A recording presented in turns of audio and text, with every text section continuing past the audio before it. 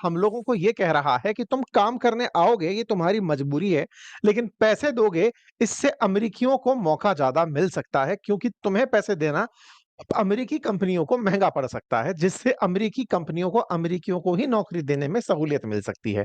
कल हमने ये जानकारी आपको दी थी, H-1B वीज़ा से जुड़ा हुआ सारा बवाल आपके सामने रखा था, जिसके चलते अमेरिका की जो टॉप टेक कंपनीज़ हैं, जिनमें H-1B वीज़ा पाकर भारतीय लोग नौकरी करने पहुँचे हैं, उन्होंने एक तरह का आपातकाल सा घोषित कर दिया था। 24 घंटे के अंदर समस्त लोग जो H-1B वीज़ा धारक हैं, लेकिन फिलहाल अमेरिका से बाहर हैं, उन्हें रातों-रात वापस बुलाया था।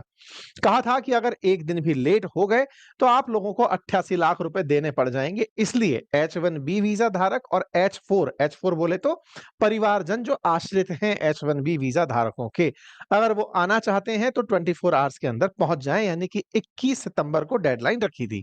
जिस तरह का पूरा क्राइसिस बनकर आया, उस क्राइसिस के बाद हमने अपने सेशन में ज़िक्र के दौरान बताया था कि माहौल कैसे फट गया है। ये फटा तो फिर अमेरिकी सरकार को एकदम चेतना आई कि यार ये तो हमने गड़बड़ कर दिया, बहुत कम टाइम ड्यूरेशन दिया।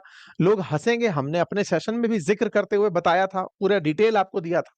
फिर सरकार ने थोड़ी-सी अपने अंदर चेतना जागृत करते हुए कहा कि जो लोग ऑलरेडी H-1B वीज़ा धारक हैं, अगर वो लौटते हैं, उनके ऊपर 88 लाख रुपए की जो एंट्री फीस है वो नहीं लगेगी। तो एक तरीके से ये जो भगदड़ मची थी ना 1 दिन की, इसको राहत मिल गई थी।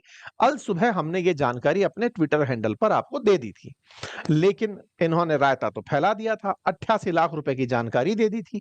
भारत सरकार तक भी इस चीज के लिए तैयार हो गई थी कि रातों-रात अगर कोई भारतीय जाना चाहते हैं, तो हम उन्हें कैसे भेज पाएँगे। तो कल जो भारतीय पेशेवर थे, उनको अमेरिका पहुँचाने में भारत ने खूब मदद की। भारत की मदद और अमेरिका के द्वारा की गई बेकदरी ने किसी और को सोचने का मौका दे दिया। कल मैंने आपको अपने सेशन में एक ज़िक्र किया था और कहा था कि जो भारतीय पेशेवर अमेरिका नहीं जा पाएँगे, उन भारतीय पेशेवरों की तरफ किन्हीं और देशों की नज़र होगी। मैंने ये जानकारी कल आपको दी थी कि भारतीय पेशेवरों पर चीन और यूएई नज़र गड़ाए बैठे रहेंगे कि तुम अगर अमेरिका नहीं जा रहे, तो कम से कम आईआईटी से पढ़ लिए हो, आईआईएम से पढ़ लिए हो, बढ़िया इंजीनियरिंग डिग्री हासिल किए हो, तो आओ और हमारे यहाँ नौकरी करो।